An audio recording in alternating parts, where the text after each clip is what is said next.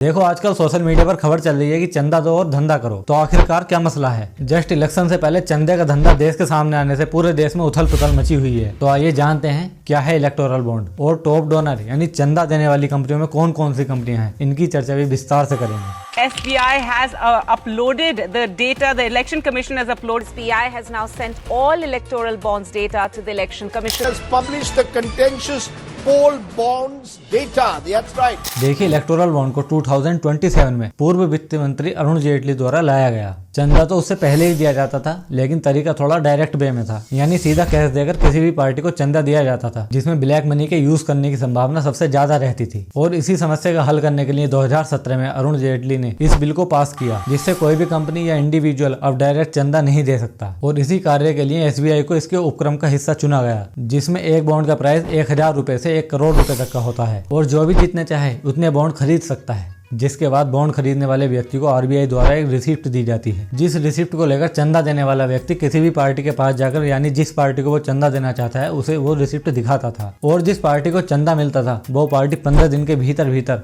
RBI के पास जाकर उस सारे रिसिप्ट के पैसे को इनकैश करा लिया जाता था। और SBI द्वारा ये चंदा लेने देने का मामला पूरी तरीके से सीक्रेट था, बट लोगों ने और विपक्षी पार्टी ने जब से इसके डाटा को लेकर मांग की तब से काफी कंट्रोवर्सी हुई, जिसकी सुप्रीम कोर्ट में 2019 में सुनवाई भी हुई, लेकिन तब से लेकर अब तक मामला लटका रहा। बट इसी साल फरवरी 2024 को सुप्रीम कोर्ट ऑफ इंडिया ने इस इलेक्टोरल बॉन्ड को पूरे तरीके से असंवैधानिक करार दिया और 15 फरवरी को इस पर पूर्ण रूप से प्रतिबंध लगा दिया, बिकॉज इसमें आर्टिकल 19 के सब पार्ट 1 का उल्लंघन था, जिसमें RTI के तहत यानी राइट टू इन्फॉर्मेशन के तहत आप कुछ भी जानकारी को हासिल कर सकते हैं, लेकिन ये SBI द्वारा पूर्ण रूप से सीक्रेट था, तो इसी वजह से RTI का उल्लंघन हो रहा था। जिसके बाद सुप्रीम कोर्ट ने इलेक्शन कमीशन को ये चेतावनी दी कि आपको सारा डाटा पब्लिक के सामने रखना होगा और इसके लिए सुप्रीम कोर्ट ने 15 मार्च 2024 को डेडलाइन के रूप में रखा। और इलेक्शन कमीशन के कहने पर ही SBI द्वारा 15 मार्च से भी एक दिन पहले यानी 14 मार्च को, जिसके बाद SBI ने लगभग 763 पेजों की एक रिपोर्ट इलेक्शन कमीशन को दी, जिसे इलेक्शन कमीशन ने 14 मार्च को अपनी वेबसाइट पर डाल दिया। और पता है मजेदार बात तो यह है कि टॉप 30 डोनर यानी जो टॉप के 30 डोनर थे उनमें से लगभग 14 डोनर ऐसे हैं जिन्होंने कभी ना कभी कोई इलीगल काम किया है या उन पर कोई भी लीगल एक्शन लिया गया है, जिस वजह से ये मुद्दा और भी ज्यादा कंट्रोवर्शियल हो चुका है। और इसको ऐसा माना जा रहा है कि ये वही लोग थे जो चंदे से धंधा बनाना चाहते थे।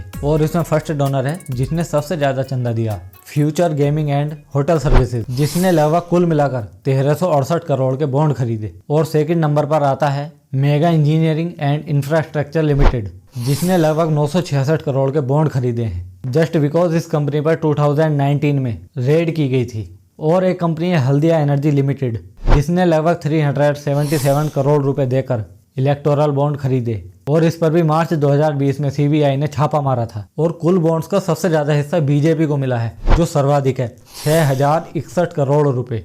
और सेकंड नंबर पर आती है तृणमूल कांग्रेस, जिसको 1610 करोड़ रुपए का चंदा मिला है। और इसी क्रम में नंबर 3 पर आती है कांग्रेस, जिसको लगभग 1422 करोड़ रुपए का चंदा मिला है। और पता है इसकी मजेदार बात क्या है? इंडिया में लगभग 16 लाख प्लस रजिस्टर्ड कंपनियां हैं, जिनमें से केवल 1300 ही ऐसी कंपनियां हैं जिन्होंने कोई ना कोई बॉन्ड खरीदा है, अब वो चाहे किसी भी पार्टी का हो। तो चलिए खैर आज की वीडियो में इतना ही, मिलते हैं किसी दूसरे टॉपिक के साथ।